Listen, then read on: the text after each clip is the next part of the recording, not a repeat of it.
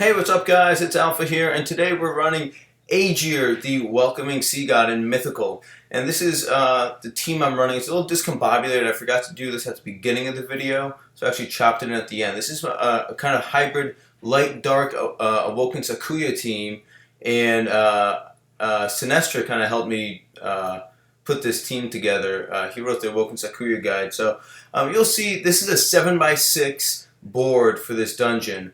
And starting off, I'm actually, this is the first thing I did this morning. So I'm drinking coffee while I'm doing it, so I'm not awake. So I'd make a couple of stupid mistakes at the beginning, such as not activating here.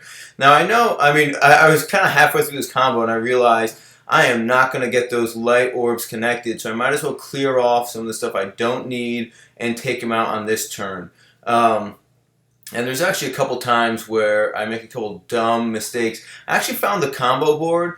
A lot of people just kind of thrive on this because you can make so many combos. I actually found it almost a bit overwhelming because it's tough to stack like you would a traditional board where you just work from one side to the other. Because sometimes, the matches you need to make are so far apart. So I found myself wandering around the board a bit more, which kind of led to random matches and pinning things in the wrong places. Anyways, the dungeon's pretty forgiving, so it wasn't too bad. Nothing horrible happened here, and it wasn't too difficult. This is my first run on it. So hopping in, we start off with those Krakens. They give you at least 2 turns to take them out, so that wasn't a big deal. The second stage, we get these nasty-looking cat gremlin things. They've got a preemptive, and they'll give you a skill cooldown. And you can see again, I think I didn't have enough boards or orbs to activate, or perhaps I was just really dumb and didn't activate. I forget which one. But luckily here we get to uncover the board, and now I know, okay, I just got hit down pretty deep, and it's time to actually do some matching, make sure I activate. Actually, I don't have I don't have light orbs here, so forget that. But fortunately, I forget if I get a Skyfall here or what, but I knew I could heal up. I didn't think these guys were going to take me out. I did have the dungeon in front of me, so I was able to kind of figure out how much danger I was in. And you can see I actually do Skyfall into activation.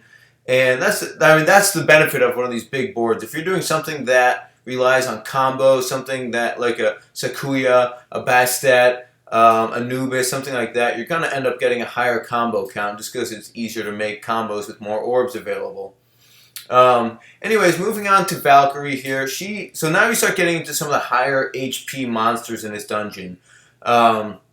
She's got 3 million, which isn't a lot, but for a floor 3 monster, it's a decent amount for a mythical. And her mechanic is that under 50% she's going to heal herself. So it's actually a nice place where if you have high skill cooldown monsters that you can kind of stall here a bit to get your actives back up.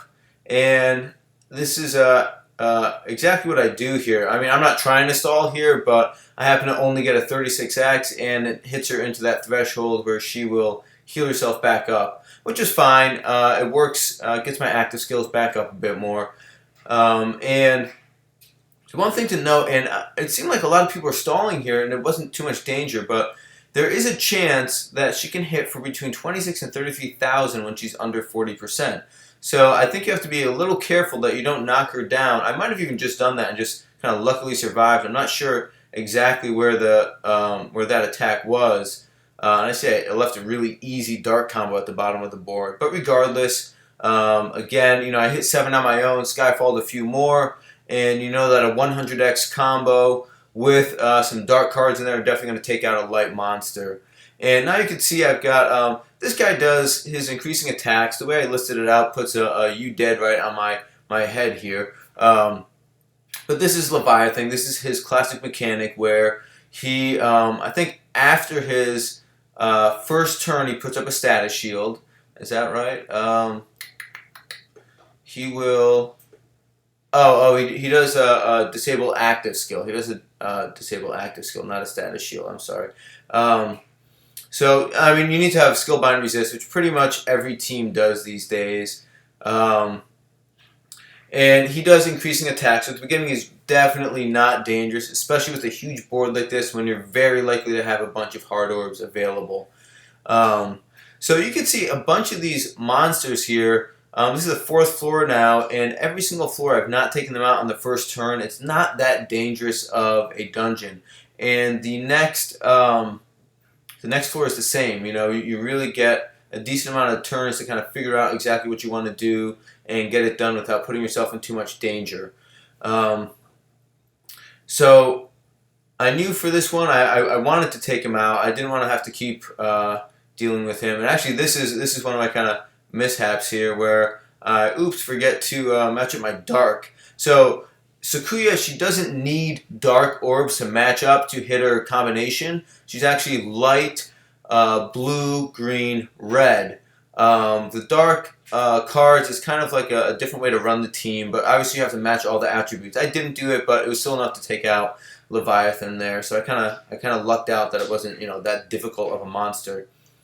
So Freyr here, he's got over 4 million HP. So now you're starting to get into the higher thresholds here. He's got 4, and Aegir, whose next stage actually has 6. So you're starting to get into some of these monsters where you need to be able to output a ton of damage. And not only that, but Freyr has a 50% shield for the first 2 turns. So if you want to take him out in the first 2 turns, you're looking at dealing 8 million hit points of damage.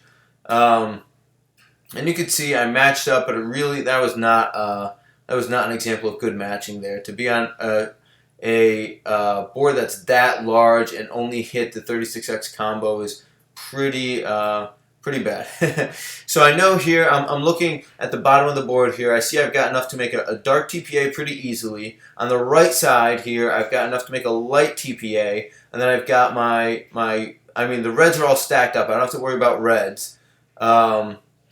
And I actually ended up matching 5 with the dark. Oh well. But I did make my light TPA. So I've got all my light cards attacking a bit more. And it was a Skyfall for a big combo, and there you go. You know, that's going to take him out, even with that combo shield. Sakuya's just that kind of strong. So Aegir, you see I got some more text on my head. He has a bunch of hit points. He's got 6 million, so the gravity's coming big. They're really useful there.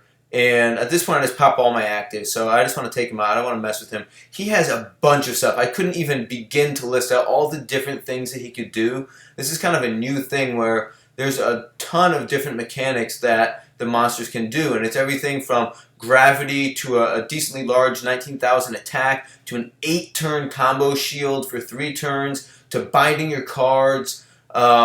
The only thing that's really important is that under 20% he's going to do a big attack, which I put you dead, but it's a 43,000 attack. You know, in the current meta, there are teams that comfortably hit 40,000 hit points. So it might not be a death for everyone here. But you can see I popped my Yomi, which gives me a ton of time. And I matched up on my own. We had 7 there, so it's a 49x attack with some TPAs built in, and it's enough to take Aegir out. So I can make my Awoken Idunna, which I'll do at some point. I'm really not in a rush to do that. I actually wanted to get this stone more because we're in the middle of the Fist of the North Star collab, and I needed stones for stamina to try and get a Yuria skill up. Anyways, guys, it wasn't that difficult of a dungeon. There's 7x6. You're able to hit those high combos, get those big damage. And as you can see, you didn't really have to one-shot the monsters here. They gave you a bit of cushion. I hope you enjoyed. Please like, subscribe, and I'll be coming out with some more videos very soon. Thanks, and see you next time.